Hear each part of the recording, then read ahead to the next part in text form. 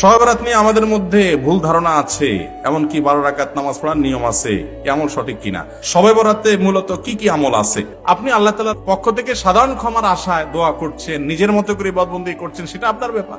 আমি একটু আগেই বলেছি, শবে বরাতে নির্দিষ্ট কোনো নামাজ, নির্দিষ্ট কোনো রাকাত সংখ্যা, নির্দিষ্ট কোনো আপনার পদ্ধতি, এগুলো কোনোটা কোনো হাদিস দ্বারা প্রমাণিত না। শরীয়ত আপনাকে নির্দিষ্ট কোনো ফরম্যাট ঠিক করে দেয় না যে এই ফরম্যাটে আপনাকে করতে হবে। আমরা অনেকেই 5 ওয়াক্ত নামাজের খোঁজ খবর নাই, কিন্তু শবে বরাতের নামাজের রাকাত সংখ্যা, পদ্ধতি এগুলো আমাদের মুখস্থ এবং খুব প্র্যাকটিস করি। এর অন্যতম কারণ হলো আমরা মনে করি ওই রাত্রে ভাগ্য ঠিক হয়। অতএব এই রাত্রে যদি আল্লাহর কাছে একটু দোয়া দরুদ করে নামাজ কালাম করে ভাগ্যটা নিজের পক্ষে করে নেওয়া যায়, তো আবার আগামী 1 বছর যা মনে চায় করব। বাংলাদেশের সবচেয়ে বেশি মানুষ মসজিদে আসে কোন রাতে? শবে বরাতে। মসজিদে মানুষ আসছে, এটা তো খুশির কথা, কিন্তু কথা হলো ওই রাতেই কেন বেশি আসে, অন্য সময় আসে না কেন? কাহিনী কি? কারণ মানুষ মনে করে ওই রাতে ভাগ্য ঠিক হয়। যেহেতু ভাগ্য ঠিক হয়, অতএব এই এক রাতে আইসা ভালো করে ফুসলায়া ফাসলায়া দোয়া দুরুদ করে টোরে আমি যদি সব নিজের পক্ষে করে নিতে পারি, তাহলে এবার সারা বছর আবার যা মানুষ তা করলাম।